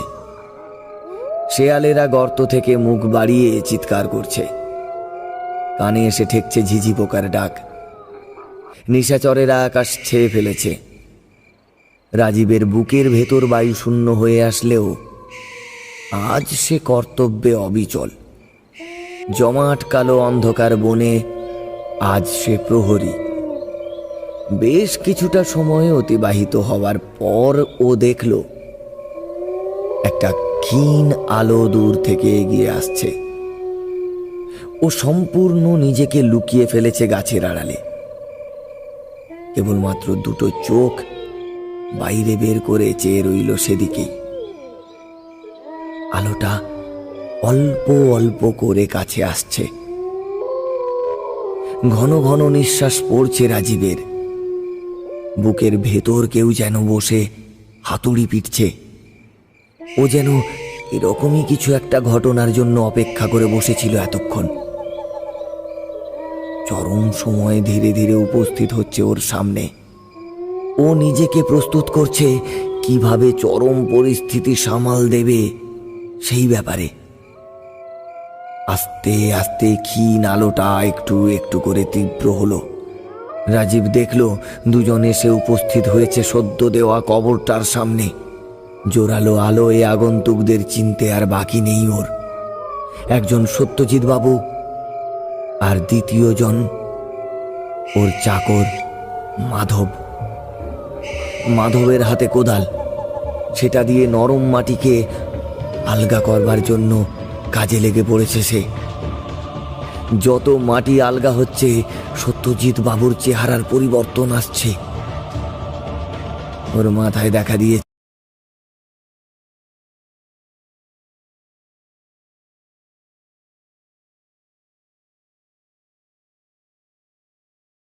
তিন কোনা, দুই চোখের গর্তে লাল আগুন।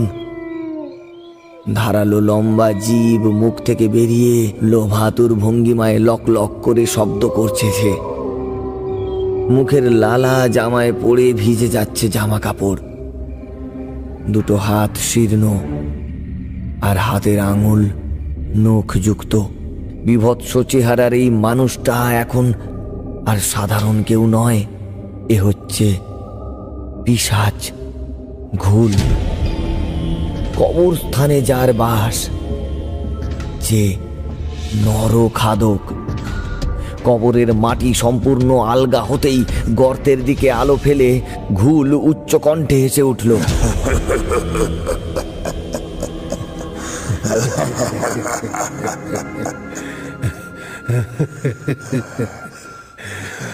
আপনার অনেক দিনের ইচ্ছে আজকে পূরণ হবে বাবু। আপনি তো এটাই চেয়েছিলেন।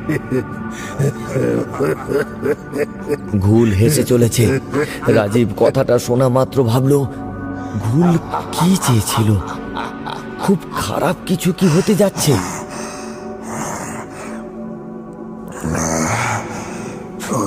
প্রথম তোমার উপর আমার রাগই হয়েছিল আলী ভাই। মুর্শিদাবাদে বেড়াতে গিয়ে ওই বৃষ্টির দিনে যে মিথ্যে গল্প শুনিয়ে সত্যজিৎকে ইদারায় ধাক্কা মেরে ফেলে দিয়েছিলে আলী ভাই। আমি তো অবাক হয়েছিলাম প্রথমেই, তবে ভীষণ ভয়ও পেয়েছিলাম। কারণ শেষমেশ আমাকে পা ভাঙা শরীর বয়ে বেড়াতে হবে। তবে এই খোঁড়া শরীরে যে জীবন পেয়েছি, তাতে আর কোনো অভিযোগ নেই তোমার বিরুদ্ধে।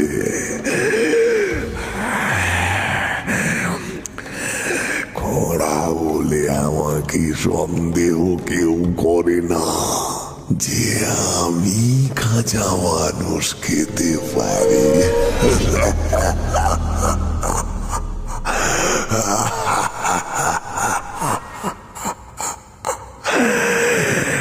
মানুষের মাংস বড়ই সুমিষ্ট আলী ভাই, বড়ই সুস্বাদু।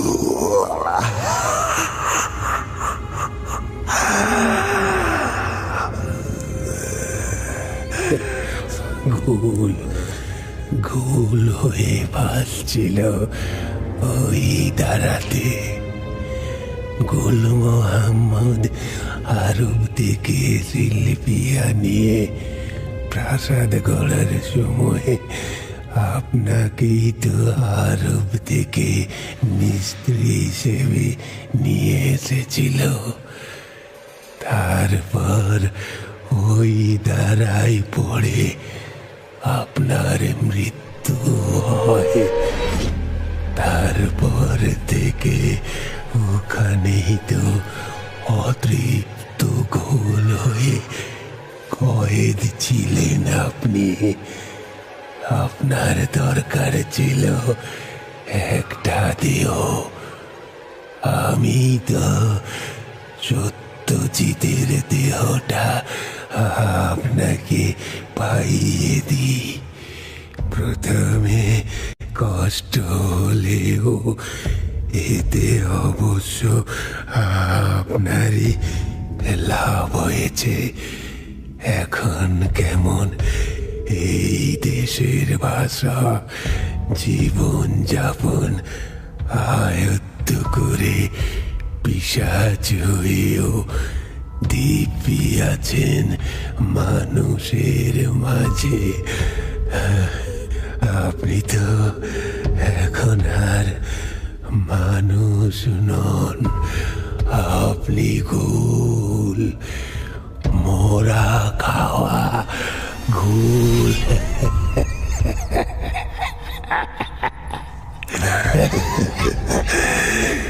কিন্তু তুমি আমাকে জাগালে কেন আলী ভাই? এই রাজপ্রাসাদে বন্দি করে আমাকে মেরেছিল গুল মোহাম্মদ। জীবিত কালে আমি ছিলাম লখনৌয়ের বাইজি নূরজাহানের তবলচি। গুল মোহাম্মদ ভাইজিদের সহ্য করতে পারত না। নূরজাহানের সঙ্গে আমাকেও এখানে বন্দি করে খুন করে। অতৃপ্ত হয়ে প্রেত জন্ম লাভ করে ঘুরছিলাম। সব সময় কুয়োর ভেতরে আপনার আর্তনাদ শুনতে পেতাম। আপনি মুক্তির জন্য দেহ খুঁজছিলেন, আর আমিও খুঁজছিলাম একটা মনিব। কিন্তু কেউ এই ভাঙা প্রাসাদের দিকে পা বাড়ায় না যে কোনো মানুষকে ভুলে বালিয়ে কুয়োর মধ্যে ফেলব। এরপর একটা বৃষ্টির দিনে সত্যজিৎকে দাঁড়িয়ে থাকতে দেখে চালটা চেলে দিলাম। বাইজির পিছনে ঘুরে ঘুরে উর্দু ভাষাটাও জেনেছিলাম। সেই ভাষায় মেশানো কথা বলে সত্যজিৎকে মোহিত করতে আমার বেশি সময় লাগেনি।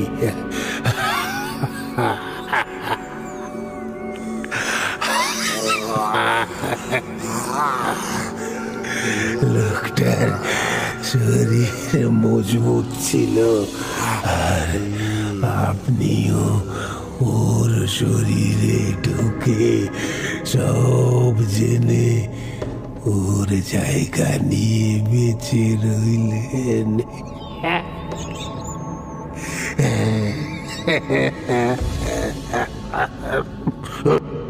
আচমকা কবরের ভেতর থেকে বন্দুক গর্জে উঠল, আর সঙ্গে সঙ্গে মাধব ছিটকে পড়ল মাটিতে। ঘুল চিৎকার করে উঠল প্রতিশোধ নেবার ভঙ্গিতে।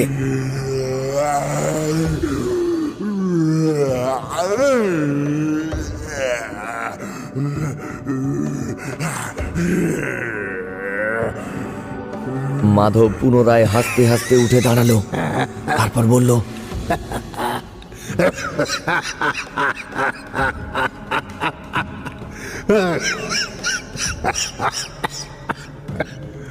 আমার শেষ বলে কিচ্ছু নেই।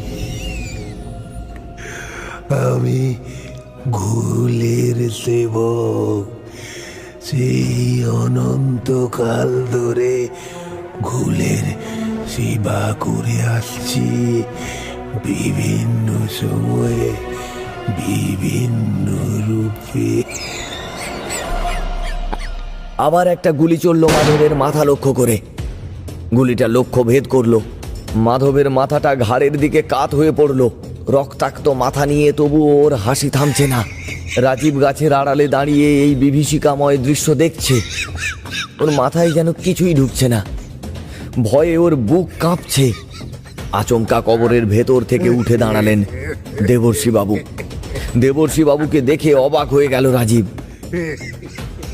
এ কি করে সম্ভব?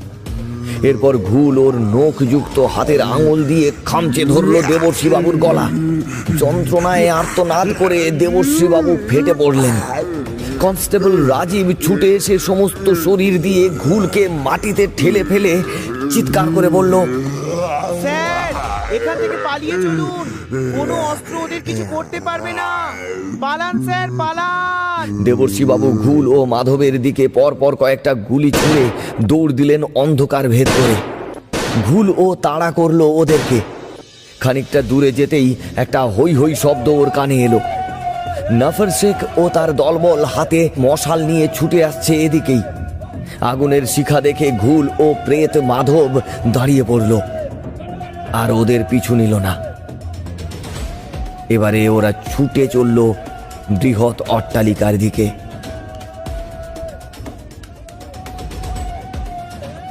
উন্মত্ত জনতার দল মশাল হাতে নিয়ে ঘিরে ফেলল গোটা প্রাসাদটাকে। সেই ভিড়ে মিশে রয়েছে দেবর্ষী বাবু ও রাজীব।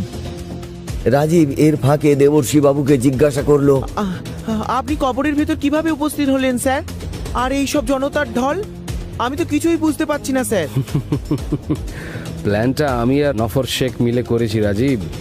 প্রেত মাধব ও সত্যজিৎ রূপী ঘুলকে হাতে নাতে ধরবার এর থেকে ভালো পরিকল্পনা হতে পারে না। আমি জানতাম টাটকা লাশ তুলে খাদ্য গ্রহণ করার লোভ ঘুল সামলাতে পারবে না। তাই আমি নফরকে বলি আমাকেই লাশ সাজিয়ে নিয়ে আসতে। কবর দেওয়ার সময় একাধিক ছিদ্রযুক্ত কাঠের ফলকটা আমার নাকের সামনে রেখে মাটি চাপা দিয়েছিল নফর, যাতে আমি শ্বাসকার্য চালিয়ে যেতে পারি। তোমাকে আগে ভাগে বলিনি, কারণ জানতাম তুমি নন্দী গুণিনের কথা শুনে আমাকে এই রিস্কটা নিতে দিতেই না। কিন্তু দেখো রাজীব, আমার এই একটা প্ল্যান সমস্ত রহস্যের পর্দা ফাঁস করে দিল। কিন্তু ওদেরকে তো আগ্নেয়াস্ত্র দিয়েই কাহিল করা যাচ্ছে না, কিভাবে কাবু করবেন ওদের? নন্দী গুণিন আজকেই আসবে, ততক্ষণ আমাদেরকে লড়াই চালিয়ে যেতে হবে। আগুন দেখে ভয় পাচ্ছে শয়তানটা, ওকে আগুন দিয়েই বন্দি করতে হবে। এই প্রাসাদটা আগুন ধরিয়ে দিতে হবে। কিন্তু এতে একটা বিপদ আছে। প্রাসাদ থেকে আগুন বনে ছড়িয়ে পড়ে অনেক দূর পর্যন্ত ছড়িয়ে পড়তে পারে, আর এতে বাড়ি ঘর জ্বলে যেতে পারে। তাহলে হাতে আগুনের মশাল নিয়ে প্রাসাদে ঢোকা হোক স্যার। Good idea. তবে সবাই না, আমরা 5 জন আগ্নেয়াস্ত্র আর মশাল হাতে ভেতরে ঢুকবো, আর বাকিরা আগুন হাতে অট্টালিকাটাকে ঘিরে রাখবে, যাতে ওরা পালাতে না পারে। আমি আর মকবুল যাব স্যার। বেশ, সঙ্গে আমি আর রাজীব যাচ্ছি। প্রত্যেকে মশাল হাতে তৈরি হও। কথা মতো সকলে মশাল হাতে বৃহৎ বাড়িটায় প্রবেশ করল। দেবর্ষী বাবু ডান হাতে রিভলভার ও বাম হাতে মশাল নিয়ে এগিয়ে গেলেন। তিনি রিভলভারটা লোড করে নিয়েছেন অনেক আগেই। সদর দরজা ঠেলে ওরা প্রথমেই বড় ঘরটার ভেতরে ঢুকল। কারো উপস্থিতির কোনো চিহ্ন নেই। সমস্ত ঘরের ভেতরটা একেবারে থমথম করছে। দেবর্ষী বাবু ঘরের আসবাবপত্রগুলোর পেছন দিকটাও ভালো করে দেখলেন, কোথাও কিচ্ছু নেই। এরপর আশেপাশের ঘরগুলো ভালো করে খুঁটিয়ে খুঁটিয়ে দেখবার পর দেবর্ষী বাবু বললেন, প্রত্যেকে ছড়িয়ে পড়ে খোঁজার চেষ্টা করা যাক। এতে লুকোনোর জায়গা ওরা পাবে না। আমরা দল বেঁধে ঘুরলে ওরা আমাদের উপস্থিতির জায়গা থেকে সরে পড়লেই ধরা পড়ার হাত থেকে বেঁচে যাচ্ছে। কিন্তু সকলে একসঙ্গে বিভিন্ন জায়গায় খুঁজলে সে সুযোগ পাবে না। তবে একটা কথা সাবধানে, কারণ আমরা না দেখতে পেলেও ওরা কিন্তু আমাদের উপর নজর রাখছে। কথা শেষ করে ওরা একে একে ছড়িয়ে পড়ল বিরাট প্রাসাদের চতুর্দিকে। মকবুল ও নফর শেখ সিঁড়ি দিয়ে ওপর তলায় উঠে দুই পাশে ছড়িয়ে পড়ল। দেবর্ষী বাবু ও রাজীব নিচেই ঘোরাফেরা করছে। নজরে পড়ছে না কিছুই। সামান্য শব্দটুকুও কানে আসছে না। সকল সকলেরই বুক ঢিপ ঢিপ করছে স্নায়বিক উত্তেজনায়। গা বেয়ে নামছে ঘাম, মাঝে মধ্যে কেঁপে উঠছে হাতের মশাল।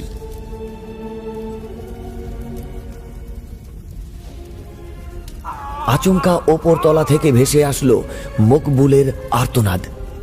সকলে ছুটে সেই দিকে গিয়ে দেখল চিলে কোঠার ছাদ থেকে ঝুলছে মকবুলের দেহটা, আর ওর মাথাটা সম্পূর্ণ মুখে ভরে নিয়ে চেবোচ্ছে ঘুল। পিশাচের পা দুটো উল্টো ভাবে আটকানো রয়েছে ছাদের ওপর। দু হাতে খামচে ধরে রেখেছে মকবুলের দেহটাকে। পিশাচের চেহারা এখন আরো কুৎসিত ও ভয়ঙ্কর রূপ ধারণ করেছে। সবার ভয়ার্ত দৃষ্টি সেই দিকেই।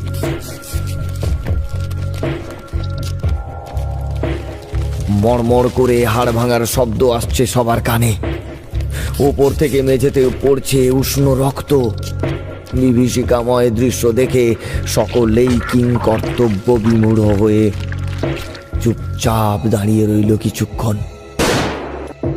তারপর সম্বিত ফিরে পেতেই দেবর্ষী বাবু পিশাচটার মুখ লক্ষ্য করে পরপর বেশ কয়েকটা গুলি ছুড়লেন, আর অমনি ঘুল আধ চেবানো মকবুলের মাথাটা ছেড়ে ছাদ দিয়ে সরীসৃপের মতো সরে পড়ল। আর মকবুলের ওই বিভৎস অবস্থায় দেহটা আছড়ে পড়ল মাটিতে। নাফর শেখ ভীষণ রাগে চিৎকার করতে করতে ছুট দিল ঘুলের পেছনে। হাতের মশাল উঁচিয়ে পিশাচটাকে আঘাত করবার চেষ্টা করলো কয়েকবার, কিন্তু ঘুল নাগালের মধ্যে এলো না কিছুতেই। দেবর্ষী বাবু ছুটে এসে ছাদ লক্ষ্য করে কয়েকটা গুলি ছুঁড়ে চলেছে। ঘুল ছাদ থেকে উল্টোভাবে ঝুলে ঝড়ের গতিতে সরে পড়েছে সেদিক থেকে।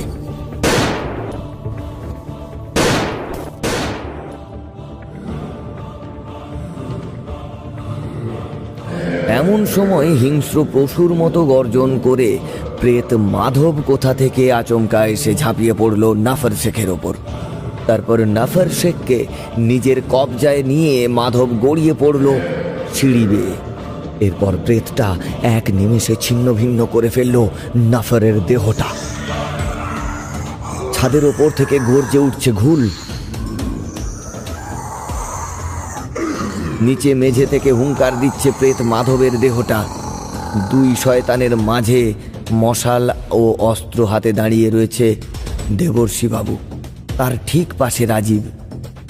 ঘুল ছাদের ওপর উল্টে ঝুলে সরীসৃপের মতো ধীরে ধীরে এগিয়ে আসছে ওদের দিকে। ওদিকে সিঁড়ি বেয়ে এগিয়ে আসছে প্রেত মাধব, মুখে লালসার চিহ্ন। রাজীব দুই হাতে শক্ত করে ধরল জ্বলন্ত মশালটা। দেবর্ষী বাবু রিভলভারটা চেক করে দেখলেন ওতে আর কোনো গুলি অবশিষ্ট নেই। অস্ত্র বলতে হাতে মশাল। বুকের ভেতর চলেছে হাঁপড়। এবারে ঘুল ঝাঁপিয়ে পড়ল দেবর্ষী বাবুর ওপর। সঙ্গে সঙ্গে দেবর্ষী বাবু ঘুলের হাঁ হওয়া মুখের ভেতর প্রবেশ করিয়ে দিলেন জ্বলন্ত মশালটা। আগুনের হলকায় চিৎকার করে উঠল ঘুল আর আছড়ে পড়ল মাটিতে। ঠিক সেই সময় ঘরের ভেতর প্রবেশ করল নন্দীগুণী।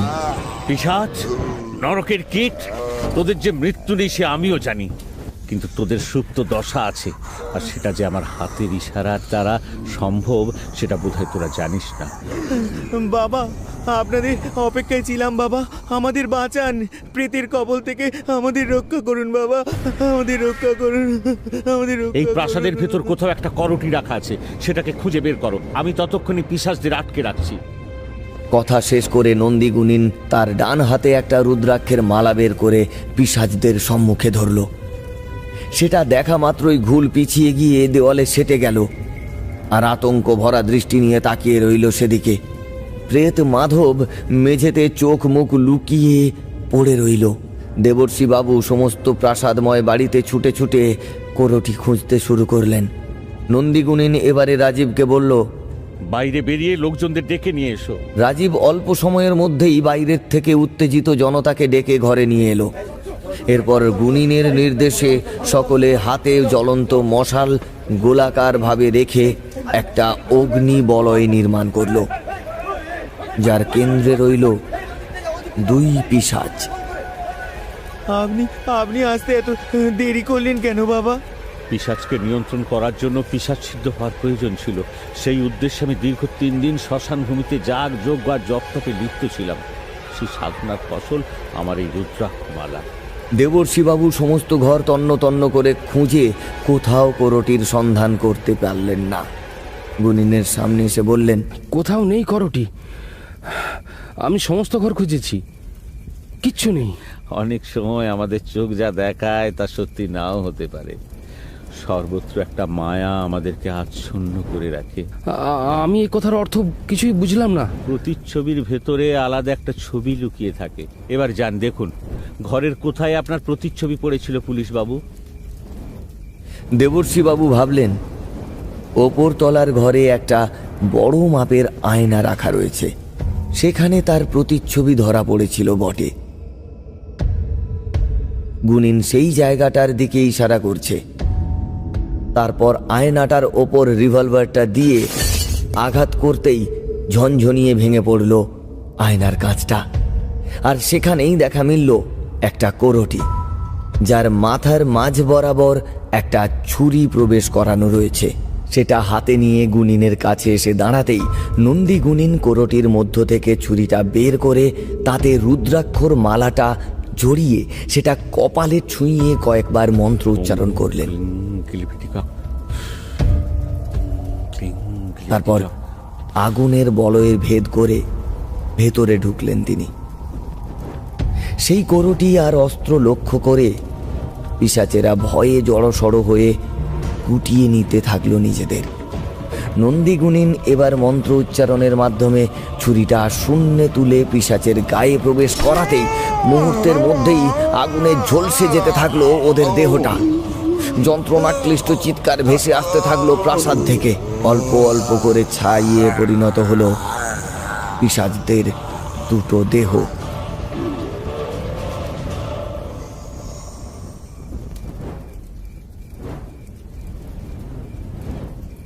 হ্যাঁ, এই অস্ত্রের খোঁজ আপনি পেলেন কিভাবে?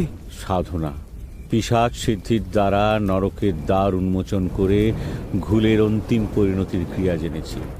ঘুলরা অমর, ওদের মৃত্যু নেই, কারণ ওরা জন্ম লাভ করার সঙ্গে সঙ্গে ওদের মারণ অস্ত্র ওদের সঙ্গে উৎপত্তি লাভ করে, আর ওরা ওদের মারণ অস্ত্র নিজেদের কাছেই লুকিয়ে রাখে।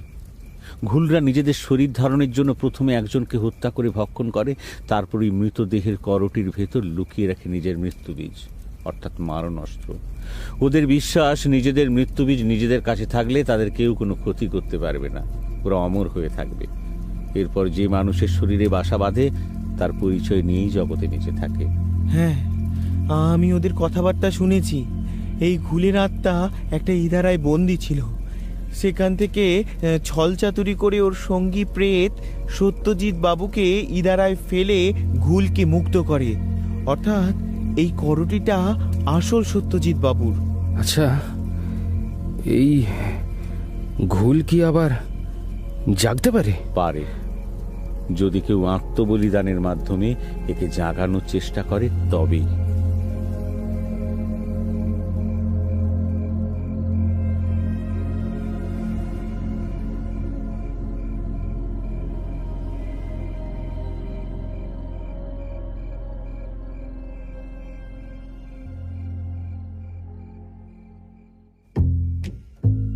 এতক্ষণ শুনলেন আশিস চক্রবর্তীর লেখা ঘুল। গল্পকার আশিস চক্রবর্তীর কাছে আমরা চিরকৃতজ্ঞ আমাদের পাশে থাকার জন্য। এরকমই কিছু রহস্য রোমাঞ্চে ভরপুর গল্প শুনতে এখনই সাবস্ক্রাইব করুন আমাদের ইউটিউব চ্যানেল, সঙ্গে বেল আইকনটি অবশ্যই ক্লিক করুন।